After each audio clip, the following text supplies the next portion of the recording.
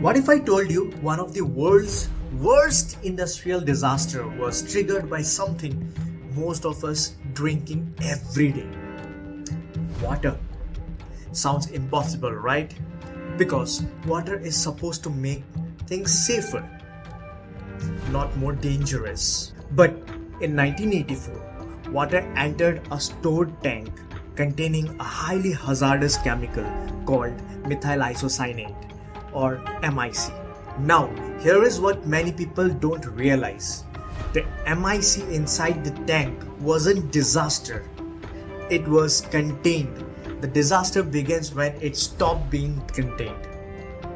As a process safety engineer, we call this an incompatible combination.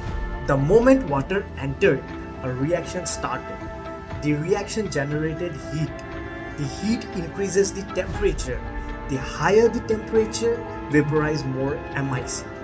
More vapor means more pressure, and more pressure meant the hazard is trying to escape its confinement.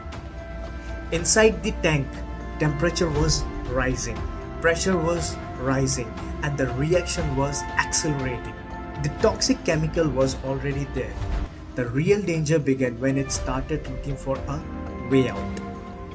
But here is the question: why didn't the safety systems stop it? To know more, follow Mind Over Matter.